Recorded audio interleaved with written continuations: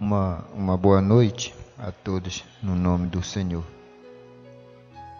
Ontem de madrugada eu estava orando, pedindo a Deus direção naquilo que eu deveria pregar. Como sempre, Deus me pôs uma escritura e no culto de terça de oração, desde terça-feira. E ontem, assim, depois que terminou o culto, eu vi um jovem ir no altar. E aquele jovem, eu nunca tinha visto ele ir ao altar. E ontem ele foi. Eu estava lá fora da igreja, assentado na calçada, e esse rapaz veio, me abraçou e agradeceu pela mensagem que Deus falou com ele. São essas coisas que são pequenas coisas que para muitos é insignificante, mas são pequenos sinais que Deus nos dá, assim, o verde, né? Como dizendo, prossiga. E tem coisas que impressionam o pregador. A gente está falando e aquilo nos impressiona. E realmente essa escritura me deixou impressionado. E provavelmente a gente deve seguir até domingo à noite. Até domingo à noite, porque é um pouco extenso. Então nós vamos manter a leitura de ontem, que está em Hebreus capítulo 12, do versículo 5 a 8. Hebreus 12. E em paralelo com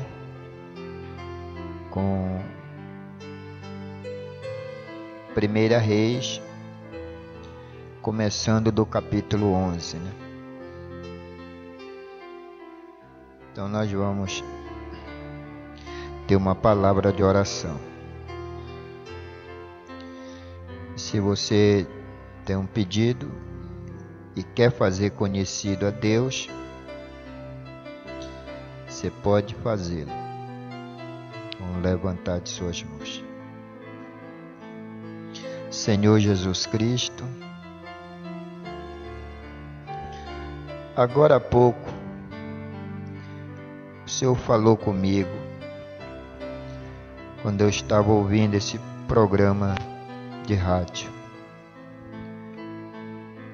E o Senhor me tem feito conhecer as coisas. E eu sei que eu entendo que isso é pela tua graça. O Senhor me tem feito conhecer as coisas. E quando nós conhecemos as coisas, a gente fica responsável por aqueles que não conhecem. Então devemos advertir,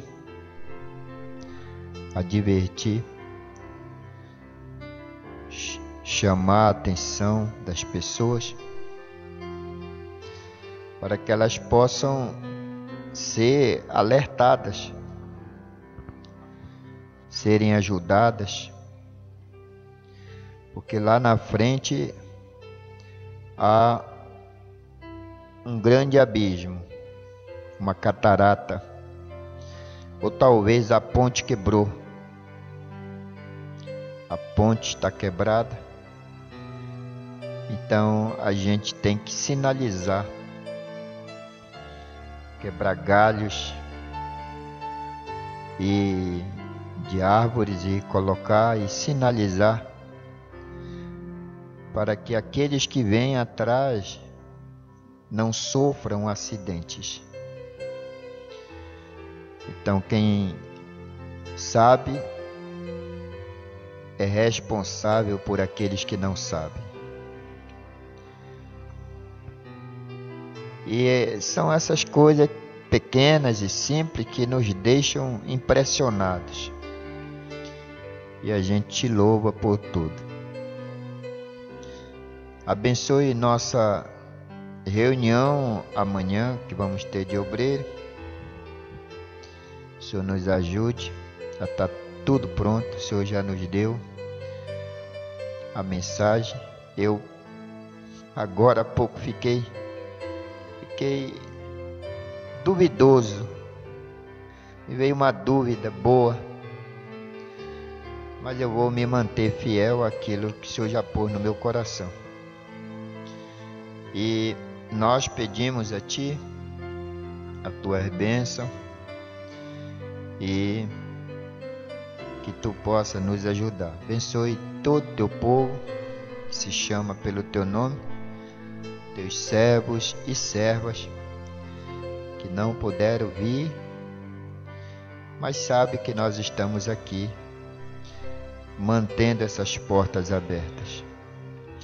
Dê-nos um entendimento limpo e sadio, para que possamos crescer no Senhor e na força de seu poder. Continue conosco, pois te pedimos as tuas bênçãos no nome do Senhor Jesus. Amém. Então nós vamos ler aqui Hebreus 12, né? Se você tiver tempo, você pode ler do 1 até o 11. Mas para remir o tempo, nós vamos ler aqui a partir do versículo 8, 5 até o 8. E já vos esquecestes da exortação que argumenta convosco como filhos? Filho meu, não desprezes a correção do Senhor, e não desmaies quando por ele fores repreendido, porque o Senhor corrige o que ama e açoita a qualquer que recebe por filho. Se suportais a correção, Deus vos trata como filhos, porque que filho há a quem o pai não corrija? Mas se estáis sem disciplina, da qual todos são feitos participantes, sois então bastardos e não filhos. Que Deus abençoe a todos, no nome do Senhor Jesus. Deixe sentar. Então, nós vamos voltar um pouquinho e ver aqui essa escritura, e começando de 1 Reis, o capítulo 11. E essa escritura para nos deixar assim impressionado, porque se isso aconteceu com este homem,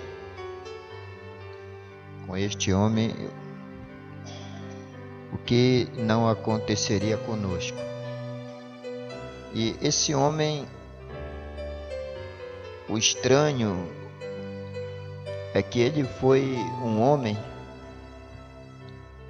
que, quando jovem, ele fez um pedido correto. filho de um grande pai, que foi Davi, e o escolhido para edificar o templo do Senhor. Um homem escolhido para edificar o templo do Senhor. Coisa que seu pai não pôde fazer. Seu pai pôde juntar os materiais, mas Deus não permitiu que seu pai edificasse o templo, porque ele tinha derramado muito sangue. Seu reinado foi o tipo do milênio. Veja que grande reinado foi esse, pois ele foi o tipo do milênio. O reinado de Salomão foi o tipo do milênio. E quando ele estava começando em seu reinado, Deus veio até ele e disse para ele que ele poderia fazer um pedido. O anjo do Senhor veio até ele com essa mensagem: olha, você pode fazer o pedido, e o que você pedir, Deus vai te conceder. Então, veja que ele começou assim. E ele não pediu a morte de seus inimigos, ele não pediu riqueza, ele não pediu glória. Ele fez um pedido tão simples, tão humilde, mas tão maravilhoso, que alegrou Deus o pedido desse homem. Deus se alegrou, porque ele pediu sabedoria para governar o povo de Deus. Sabedoria para governar o povo de Deus. E Deus se agradou desse pedido, gostou do que ele ouviu, e através desse que ele concedeu o que ele pediu, que foi sabedoria, Deus lhe deu glória, Deus lhe deu poder, Deus lhe deu os inimigos sob sujeição, Deus lhe deu coisas que ele não pediu. Ele não pediu, mas devido a ele ter pedido aquilo que Deus queria que ele pedisse, então Deus se agradou e deu. E até hoje, o reino de Salomão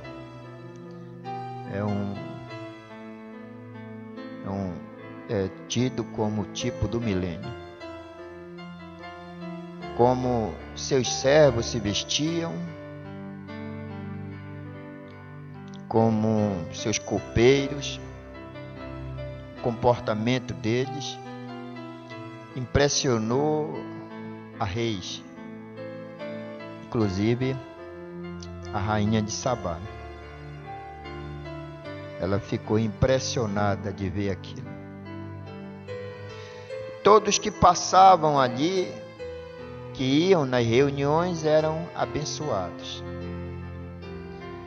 Então era discernido os pensamentos e as intenções do coração.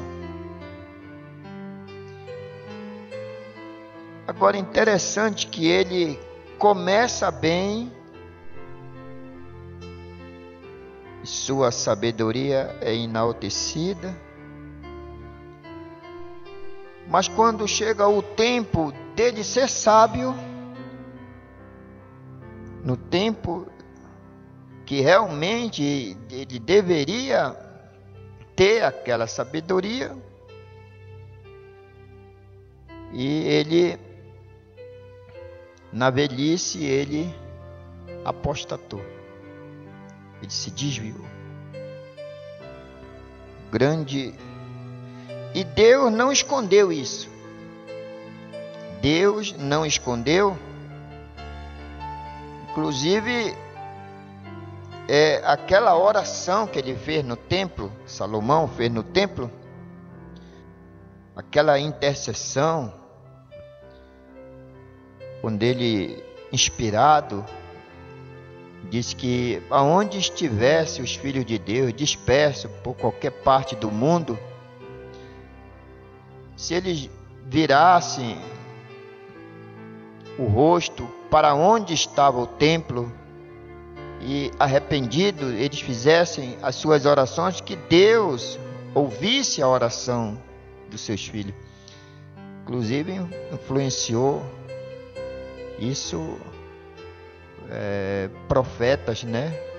Como Daniel orava e a janela dava em direção ao templo e ele fazia suas orações diárias. E também aquele profeta que foi engolido por um peixe, né? Ele, por inspiração, se ajoelhou no ventre do peixe e fez aquela oração em direção ao templo. Então, veja que coisa tremenda isso. Agora, nós acabamos de ler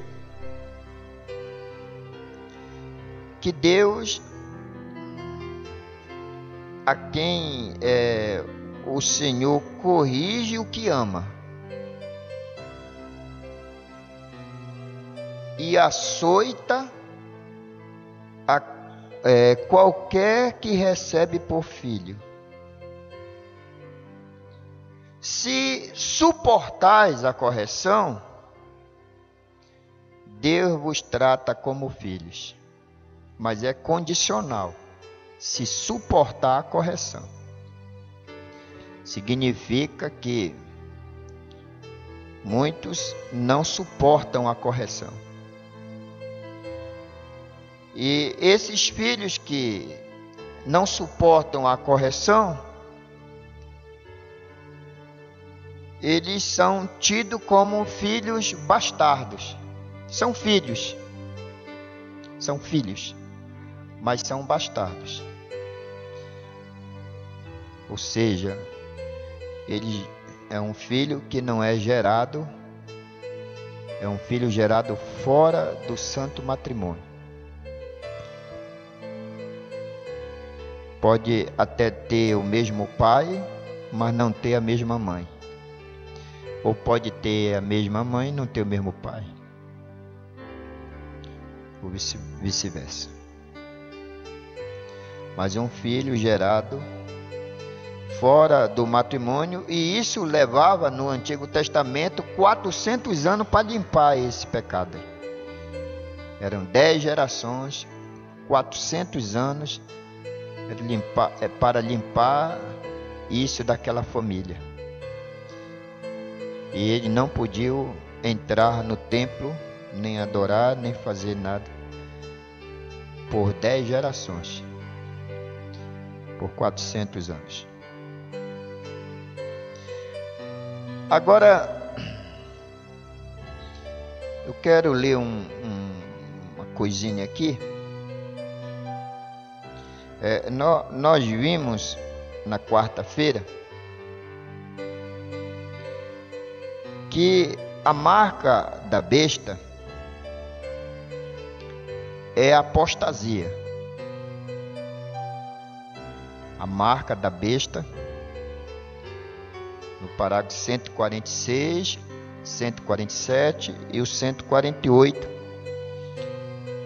da mensagem ouvindo, reconhecendo e agindo. que a primogenitura é o Espírito Santo, é o batismo com o Espírito Santo. E a marca da besta será a apostasia. Será a apostasia. 2 Timóteo, capítulo 3, versículo 1 a 9. Então nós vamos aqui no 196 a 198, inclusive dessa mesma mensagem. Inclusive, então, parágrafo 196, 197 e o 198. O irmão Demos Sacarian tinha visto aquela visão tão clara, e aconteceu 5 dias mais tarde, perfeitamente, que quase o derrubou de seus sapatos. Ele me chamou e ele disse: como está José? Eu disse: muito bem. Disse: ele vê visões? José, o filho do irmão Brana, né? Ele vê visões? O irmão Sacari perguntou para o irmão Brana. E o irmão Brana disse: sim, sim. Ele me falou de Davi, o filho do irmão Woods, onde ele cairia de uma motocicleta 3 ou 4 dias antes que acontecesse exatamente. Ele disse: sabe, essas coisas acompanham famílias. E o Mambrana responde: justo ou maligno. Essas coisas acompanham família. Ele está falando de uma visão que José teve do filho de um irmão que iria sofrer um acidente de moto 3 ou 4 dias antes. E aconteceu que o filho do irmão sofreu um acidente de moto. E aquilo deixou esse irmão assim impressionado. E ele fez essa pergunta para o irmão Brana: José tem visões? E o irmão Brana responde: sim, ele tem visões. Aí então esse irmão diz: essas coisas acompanham famílias. E o irmão Brana completa: justo ou maligno. Coisas boas ou coisas malignas acompanham famílias. Sim, um ou outro acompanham famílias. Eu estava lendo, estou lendo Além de Véu Adentro, além da mensagem ouvindo e reconhecendo, e também foi acrescentado Almas em Prisão. E nós vimos quarta-feira almas encarceradas hoje, né? Nós vimos quarta-feira que a coisa mais bonita, uma coisa preciosa que Deus nos deu foi liberdade, foi livre-arbítrio. E a nossa alma, ela é um livre agente moral. Livre agente moral. Nós temos o livre-arbítrio. E Deus é um Deus de liberdade, que deixa a gente fazer o que a gente quer. Ele deixa a gente fazer nossas escolhas. A ponto que o profeta diz que não é por força e também não é por violência. É pelo meu espírito, diz o Senhor dos Exércitos. Então, ele deixa, ele nos deu inclusive para os anjos. Se existem anjos hoje que são demônios, foi por causa da escolha deles. Deus deu liberdade para eles escolherem. Se existe um diabo hoje, mas foi pela escolha dele. Mas se existe os anjos que permaneceram ao lado de Miguel, também foi pela escolha deles. Deus colocou o homem na mesma plataforma que ele pôs os anjos. Agora imagine uma alma em prisão, uma alma presa. O título dessa mensagem: almas encarceradas, almas em prisão. Imagine uma alma presa. Uma alma presa é aquela alma que vai dizer sim para o errado e não para o correto.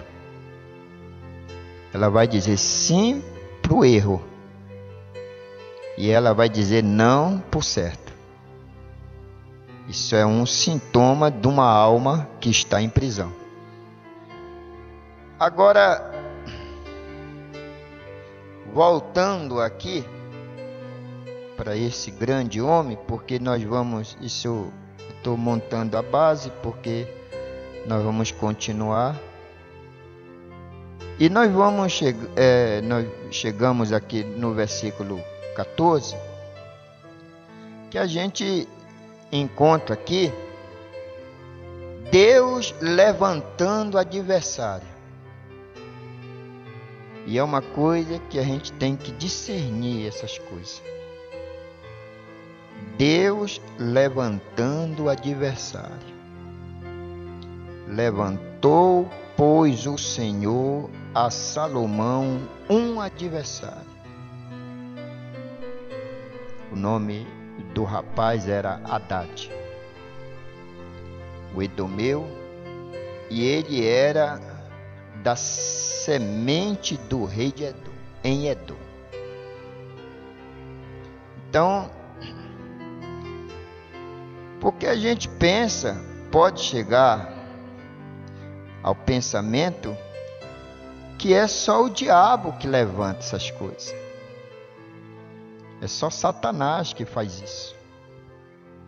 E não é. Aqui está dizendo: levantou, pois, o Senhor a Salomão um adversário. Ele era um jovem. Então, agora, por que Deus fez isso? Quais os motivos de Deus? Por que Deus fez isso com Salomão? Com um velho, com um sábio, que ele havia dado a sabedoria para ele. Por que Deus fez isso? E aqui, no fim dessa escritura, está dizendo que Deus levantou esse adversário. Deus levantou esse adversário para afligir Salomão. Para afligir Salomão. Isso me impressionou ontem de madrugada, lendo isso. E me veio a questão daquele aleijado que saiu amaldiçoando Davi, cuspindo, aquele amaldiçoado, aquele aleijado, né? E o sobrinho, que era um dos valentes de Davi, um sobrinho de Davi, foi e quis tirar a cabeça dele. quis cortar o pescoço dele. E Davi, com muita revelação, disse: que tenho eu contigo, filho de Zeruia? Deus mandou este homem fazer isso. Deus mandou ele me cuspir. Deus mandou ele me jogar pedra. Deus mandou ele me amaldiçoar. Mas a gente acha que tem coisas que só o diabo, né? É só o diabo. Mas não é.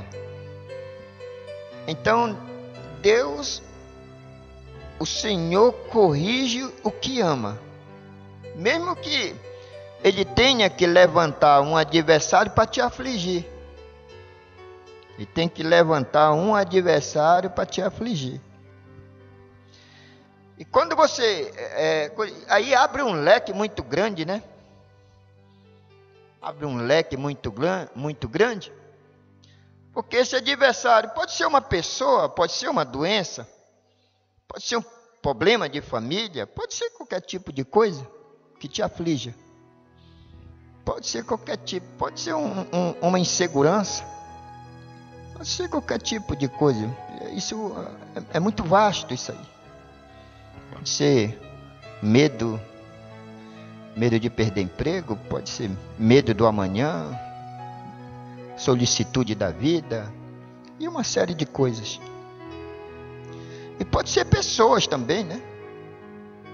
Pode ser pessoas, porque Deus levantou 3 adversários nessa escritura aqui. 3 adversários. E o último deles, que foi Jeroboão, Deus enviou profeta para falar com ele, vindicou ele e fez promessa para ele, se ele permanecesse fiel. Jeroboão. Então, mas vamos aqui. O que levou Deus a fazer isso? Foi isso aqui. Com um velho. Já pensou Deus levantar adversário para afligir velho? Um velho crente. Mas Mombrana diz: Mombrana, seu filho tem visão? Tem. Isso acompanha a família? Acompanha. Tanto boa como maligna. Tanto boa como maligna. Isso acompanha. Versículo 1, né? E o rei Salomão amou muitas mulheres estranhas. E isso além da filha de Faraó. Como se não bastasse amar a filha. Ô homem amoroso, muito amoroso. Amor para dar e vender. Amor tanto que se enrolou todo, que se desviou. Amor tanto que se desviou. Aí amou muitas mulheres estranhas, e isso além da filha de Faraó, moabitas, amonitas, edomitas, sidônias e etéias. Das nações de que o Senhor tinha dito aos filhos de Israel: não entrareis a elas, e elas não entrarão a vós. Ou seja, vocês não vão casar com elas, e elas não vão casar com vocês. E elas não entrarão a vós, de outra maneira perverterão o vosso coração para seguirdes os seus deuses. A estas se uniu Salomão com amor. Muito amor. Então veja que ele amou essas mulheres. Ele teve sentimento verdadeiro por elas. E tinha 700 mulheres, princesas, e 300 concubinas, e suas mulheres lhe perverteram o seu coração. Porque sucedeu que no tempo da velhice de Salomão, o tempo da sabedoria, o tempo que era mesmo para ser sábio, Mas no tempo da velhice de Salomão, suas mulheres lhe perverteram o seu coração para seguir outros deuses, e o seu coração não era perfeito para com o Senhor, seu Deus, como o coração de Davi, seu pai. Agora você vai dizer, mas Davi teve 500, né? Mas será que as 500 de Davi eram estranhas? Eram mulheres estranhas? Eram moabitas? Eram amonitas? Eram edomitas? Eram sidônias? Etéias? Eram egípcias? Não, vou fazer o que o papai faz. Então vai. Papai pôde, eu vou fazer. Então vá. Mas veja as escolhas do papai. Veja as escolhas do papai. E veja se esses casamentos perverteram o coração de Davi. Não perverteram. Então o coração de Salomão não era mais como era no princípio. Agora me veio quando Davi estava dando seus últimos conselhos em vida para ele.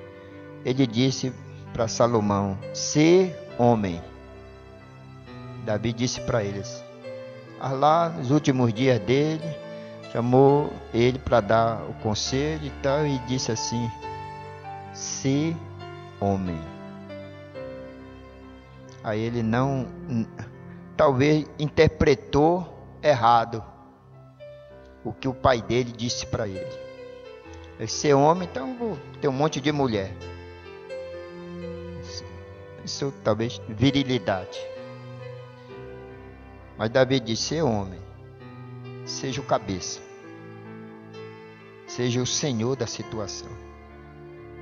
Porque Salomão andou em seguimento de Astarote, deusa dos Sidônios, e em seguimento a Milcom, a abominação dos amonitas. Assim fez Salomão o que parecia mal aos olhos do Senhor, e não perseverou em seguir ao Senhor como Davi seu pai. Então edificou Salomão um alto a Quemos, a abominação dos moabitas, sobre o monte que está diante de Jerusalém, e a Moloque, a abominação dos filhos de Amon, e assim fez para com todas as suas mulheres estranhas. Todas as suas mulheres estranhas, as quais queimavam incenso e sacrificavam a seus deuses, pelo que o Senhor se indignou contra Salomão, porquanto desviara o seu coração do Senhor, Deus de Israel, o qual 2 vezes lhe aparecera. E acerca desta matéria lhe tinha dado ordem que não andasse em seguimento de outros deuses, porém não guardou o que o Senhor lhe ordenara, pelo que disse o Senhor a Salomão, pois que houve isto em ti, que não guardaste o meu concerto e os meus estatutos que te mandei, certamente rasgarei de ti este reino e o darei a teu servo. Todavia, nos teus dias não o farei, mas o teu filho vai ser com teu filho isso aí. Não o farei por amor de Davi, o teu pai. Por amor do teu pai eu não vou fazer isso, mas no teu filho vai acontecer isso. Da mão de teu filho o rasgarei, porém todo o reino não rasgarei. Uma tribo darei a teu filho por amor de meu servo Davi e por amor de Jerusalém que tenho elegido. Aí Chega o 14. Levantou, pois, o Senhor a Salomão um adversário. Eu vou deixar a cabeça deste cão, esse aleijado, no lugar que está apedrejando, cuspindo e amaldiçoando o meu rei? Que tenho eu contigo? O que é que eu tenho eu contigo? Deixai-o. Deus mandou ele fazer isso aí. Agora, quando você vai estudando, você vai vendo o fim do Simei, né? Tem que ver o fim do Simei. Como é que termina as coisas? Porque às vezes a coisa vem, Deus usa aquilo como um instrumento. É um instrumento, mas esse instrumento vai pagar. Você quer ver isso? Ouvindo, reconhecendo e agindo. 206. 206. Eu direi esta coisa. Talvez seja esse o caminho que Deus tenha antes que envie uma bomba atômica. Você tem que fazer algo errado, você sabe. Você tem que tocar seus ungidos uma vez, pois esta mesma escritura, para que não toqueis meus eleitos. Isso mesmo. Assim, se isto é necessário para trazer julgamento. Isso é necessário para trazer julgamento, como foi nos dias de Daniel ou algum outro lugar que venha. Que é o que o Mambrana está dizendo? Deus permite que seus ungidos errem para que ele possa trazer julgamento sobre as pessoas. Não toqueis nos meus ungidos, não toqueis nos meus eleitos. Mas Deus permite que seus eleitos errem, e aí surgem os adversários, levantados por Deus para trazer o seu filho para a linha do dever. O propósito desses adversários não é destruir os seus filhos, não é acabar com seus filhos, não é matar os seus filhos, é corrigir os seus filhos e trazê-los para a linha novamente. Então ele levanta esse Deus mandou, disse Davi, cheio do Espírito Santo. Deus mandou esse homem cuspir, Deus mandou este homem jogar pedra, Deus mandou esse homem fazer o que ele está fazendo. Agora dá uma olhada na morte de Simei. Como é que ele termina? Deus mandou? Deus mandou. Eu vou discutir com Davi isso? Não vou discutir. A mim me foi revelado isso. Deus mandou. Deus mandou. Não vou discutir isso. Deus mandou. Então, Deus permite que seus ungidos. Agora, fala-se de ungido, pastor, né? Não, ungido eleito. Ungido eleito. Todo eleito é ungido. Todo eleito é ungido.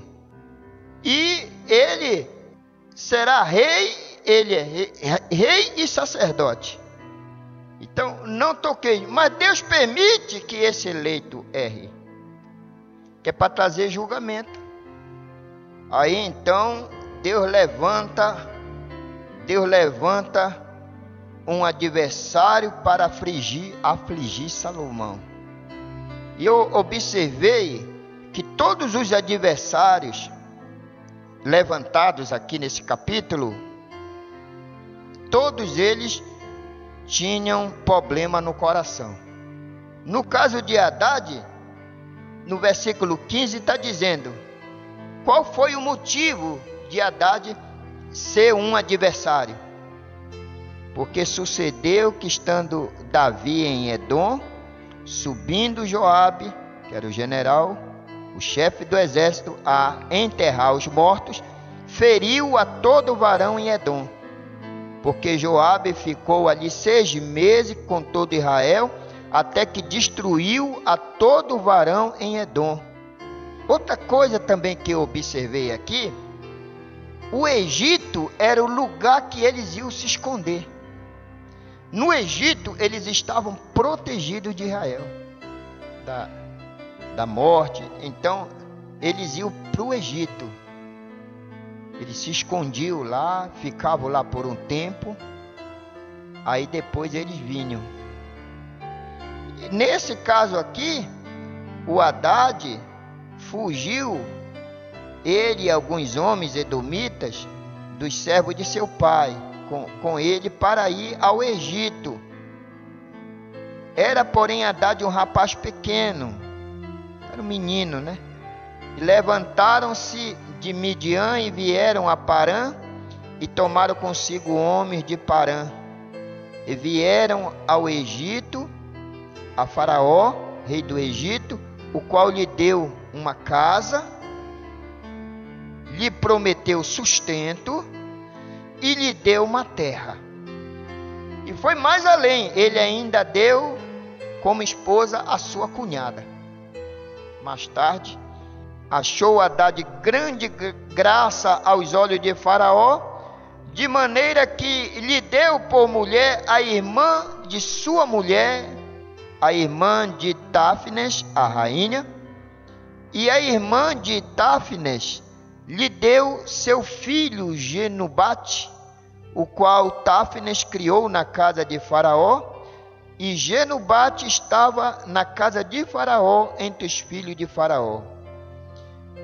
Ouvindo, pois, Haddad no Egito que Davi adormecera com seus pais, e que Joabe, chefe do exército, era morto, disse Haddad a Faraó: despede-me para que vá à minha terra.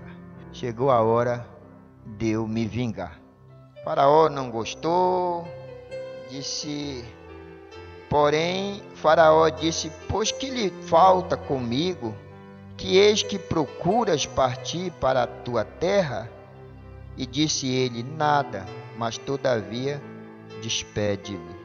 Foi pouco, aí Deus levanta outro adversário, mais um. Foi o outro, também Deus lhe levantou outro adversário, a Rezon, filho de Eliada, que tinha fugido de seu senhor Hadadezer, rei de Zobá, contra quem ajuntou homens e foi capitão de um esquadrão, quando Davi os matou, e indo-se para Damasco, habitaram ali e reinaram em Damasco. Sentimentos. Eles tinham sentimentos no coração contra Davi, contra o pai de Salomão. E foi adversário de Israel por todos os dias de Salomão.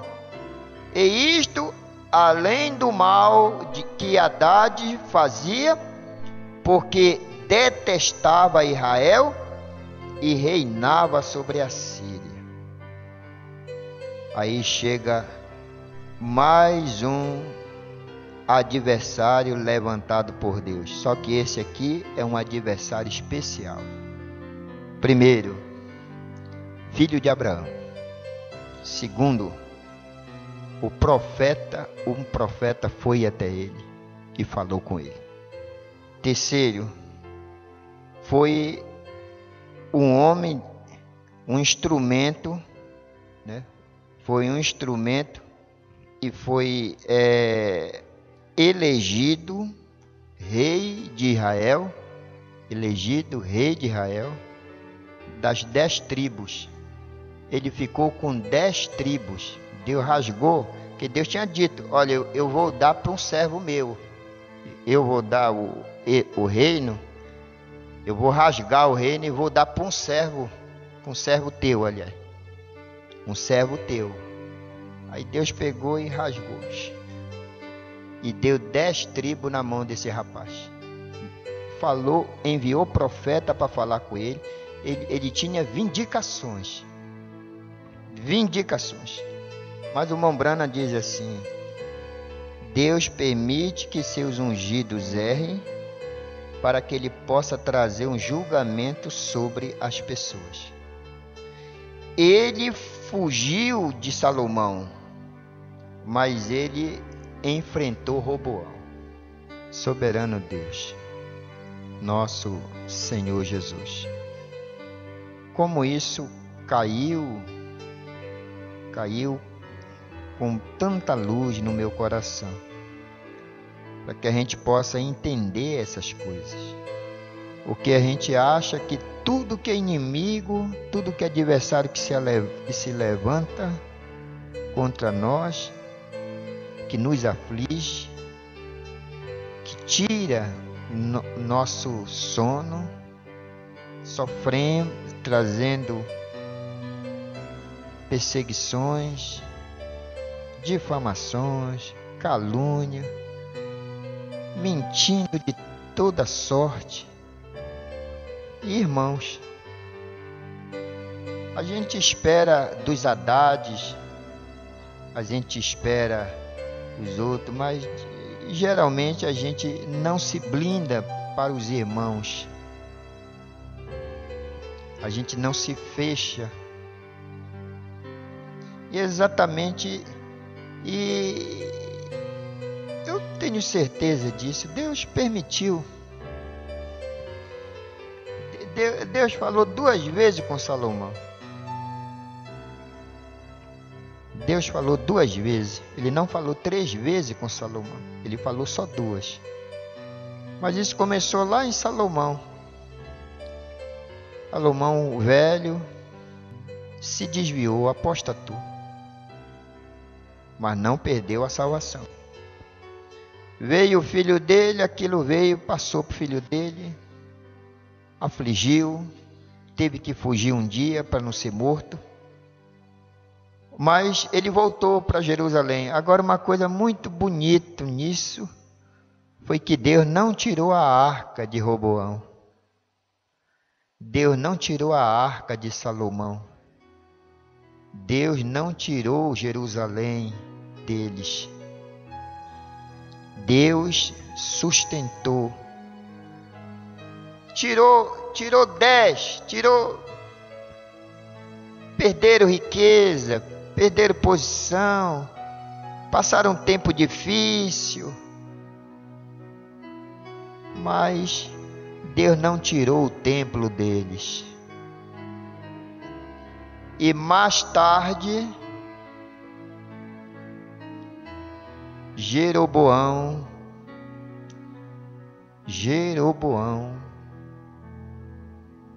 foi servir a ídolos. Jeroboão pôs tropeços,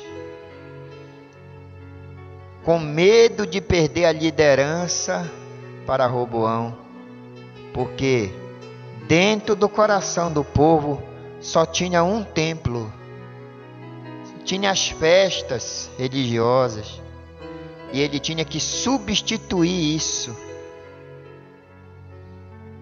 Então ele fez essa coisa maligna que substituiu. Foi lá em Betel, edificou alto, ele substituiu. Ele chegou aí: vocês não precisam ir para o templo, vocês não precisam ir para Jerusalém, venham e adorem aqui. E isso levou a que 2 tribos fossem riscadas.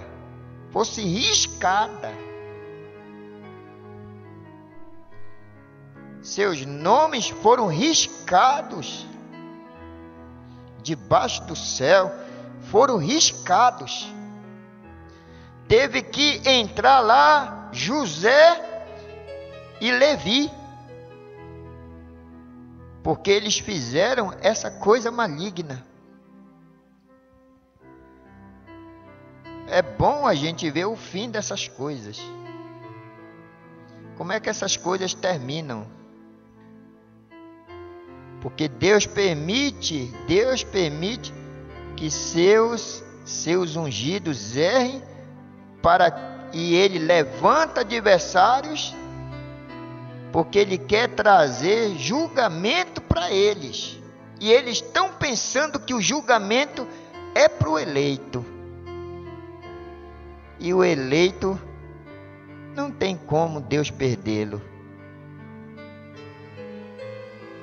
Não tem como, eles estão na mão de Deus. Ninguém pode arrebatá-los de suas mãos. Eles estão sendo corrigidos. E se eles suportarem a correção, eles serão chamados de filhos de Deus.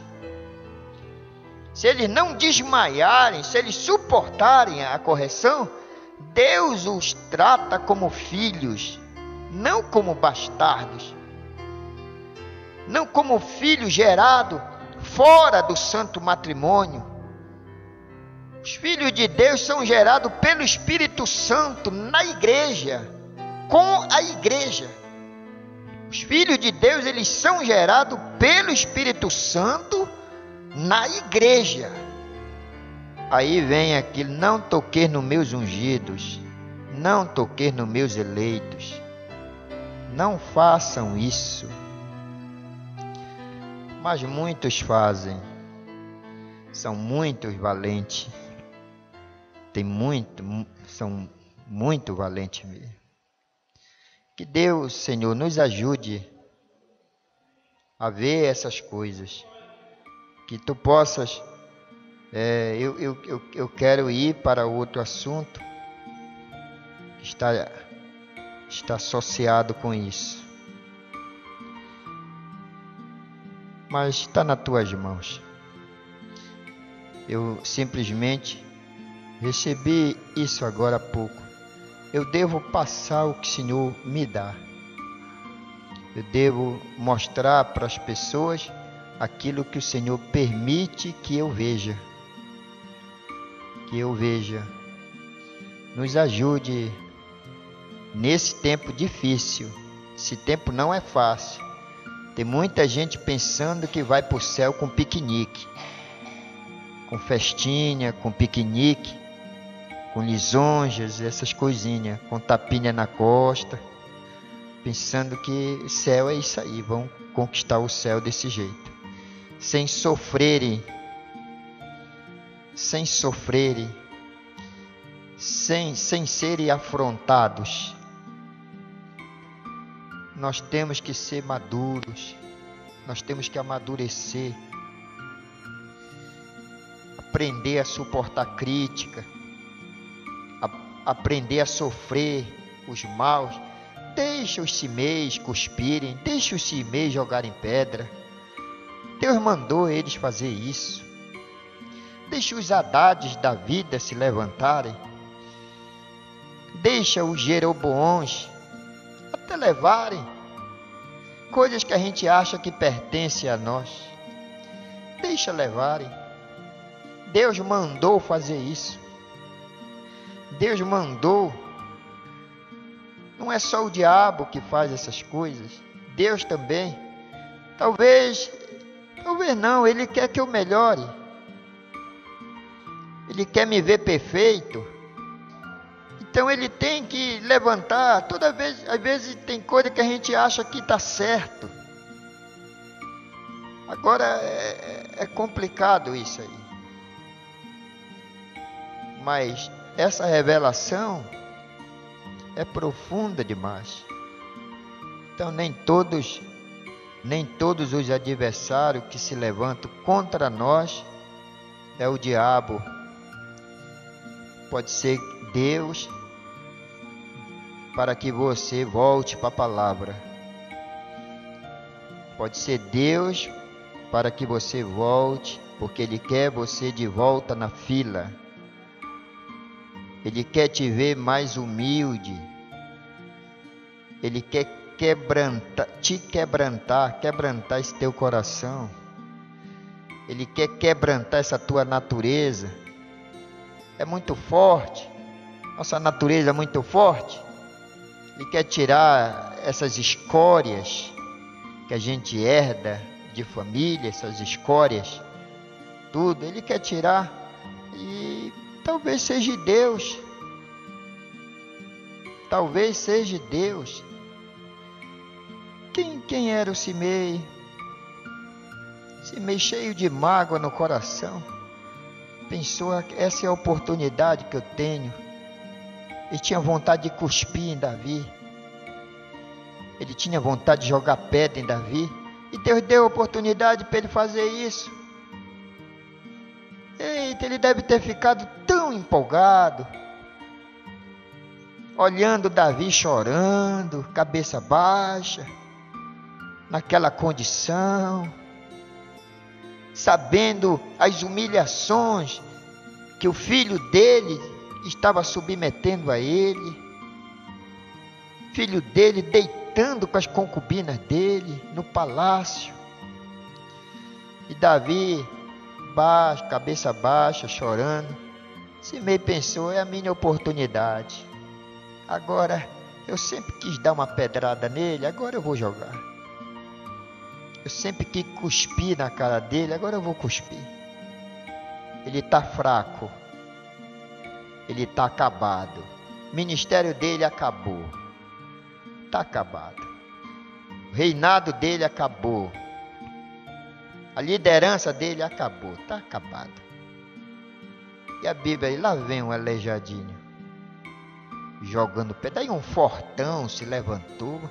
Senhor, eu vou cortar a cabeça desse homem. Eu vou cortar. Não vou deixar que ele faça isso contigo. Davi, eu não tenho nada contigo, meu rapaz. Cumpre teu ministério. Eu compro o meu, eu compro o teu. Eu não tenho nada contigo.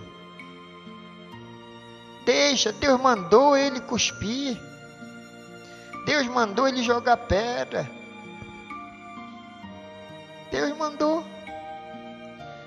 Não, mas a gente não quer sofrer danos. Queremos chegar no fim da jornada limpinho, sem nenhum arranhão, sem nenhum nada, não, sem abandono, sem nada. A gente quer chegar no fim do caminho com todo fardado, bota bem polida, sem mancar, sem ferimento, sem nada. Queremos chegar nisso assim, marchando.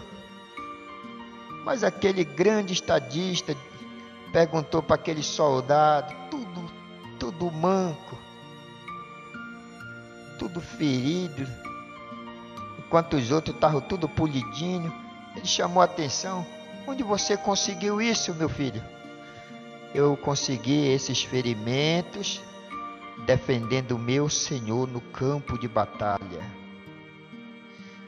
Sobe e fica aqui à minha direita. Venha para cá. Venha para cá. Fique aqui do meu lado. Você merece. Você merece isso. Fique aqui do meu lado e acompanhe o desfile comigo. Dei-nos do teu Espírito Santo, Senhor, sem medida. Aquele Espírito Santo para que a gente possa ter nossas almas libertas, para a gente possa dizer sim por certo, usar esse livre arbítrio, esse livre agente moral, dizer sim, Senhor, sim para o Senhor, para a palavra, sim, Senhor, sim porque é certo, não porque é errado. Te agradecemos, te agradeço, muita gratidão no meu coração, muita gratidão, em nome de Jesus Cristo. Levanto minhas mãos para os céus, em sinal de gratidão. Deus te abençoe, eleito e eleita de Deus. Não te preocupe com os Simeis da vida, não te preocupe com os Hadades, não te preocupe com essas coisas. Olha para frente, olha para cima. Jesus te abençoe. No nome do Senhor.